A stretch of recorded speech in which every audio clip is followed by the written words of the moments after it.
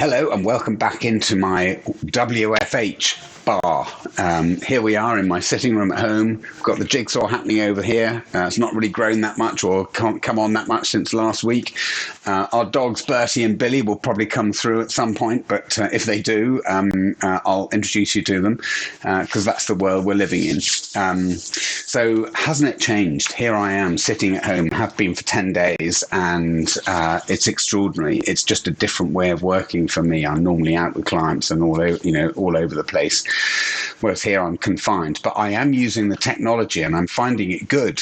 I can actually have effective meetings and conversations with people on using the existing technology that's available, and actually it's much better than I thought it was. It's working fine. So what I want to look at today in the bar is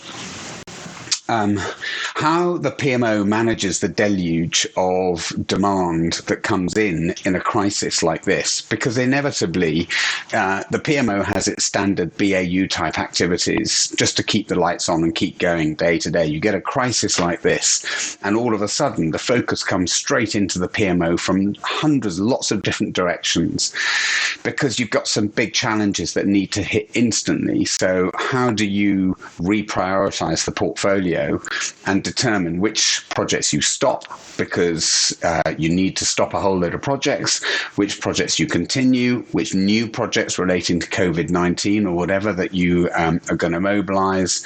And you will have people diving in left, right and center wanting information on the existing portfolio in order to make those decisions.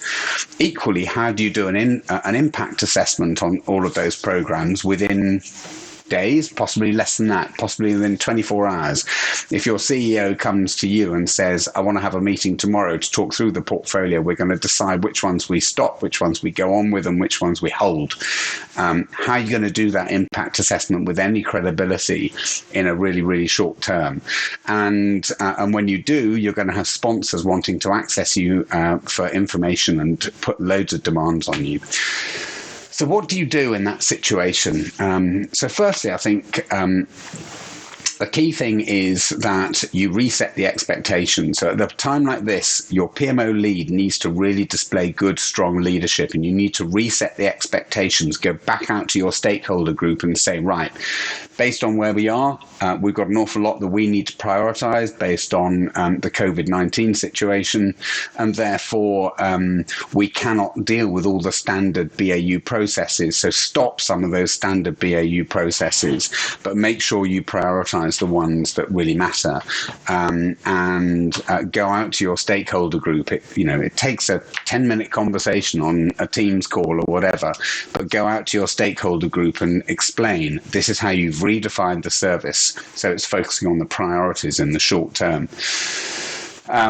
The other thing you need to do, I think, is just look at, have you got the right tools? So take a bit of time out, take 30 minutes out and look at what your priorities are, what you've got to try and achieve in very, very short periods of time, and identify, have you got the right tools? Have you got the right tools to do the standard reporting? Whether it is the right templates, is everyone working off those templates, and is it actually, are you able to deliver those reports? Because they've never been more important than they are now. What was a standard BAU monthly report could easily turn into, I need a weekly update. And what you don't want is that sort of becoming a burden on the delivery teams, but equally you want to make sure that the information that's coming through in that situation is relevant, concise, and drives the right outcomes, the right behaviours, etc. This is what we use. So if we had some COVID-19 programs here and they came out, and all the reports are coming to this central repository, at least I know that when I'm going through my own projects in here, I know that everyone is working with the same format. Everyone is in a position to fill these in, and I'm in a position to get from my central hub, which is here, to get information out to the leadership team very quickly and at a level that's relevant to them and that they can cope with. So just to summarize, when you get this deluge of demand coming into the PMO in a crisis situation like this, my thoughts, my advice, my tips would be very clear about how you're redefining your PMO service. Go back out to your stakeholders and talk to them about it and tell them that you've had to redefine it based on priorities, and make sure you use the tools that are available to you in the most effective way possible to get information to the leadership, particularly to their fingertips in seconds, and hopefully that will help you through to what is downstream slightly calmer waters. Stay safe and good luck. Thank you for coming to the bar chat today. It's been great to have you in the bar, and I hope you've enjoyed the topic we've been talking about.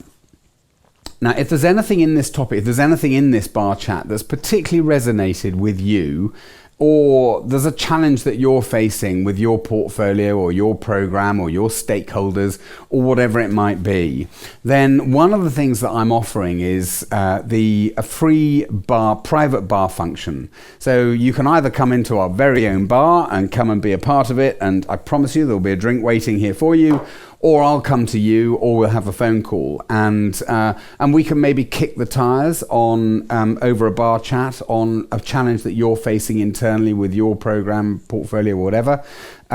If you want to do that, please take me up on the offer. I don't expect anything in return, and I really genuinely don't. You're very welcome to just click the link in the post on LinkedIn. There's a link in there.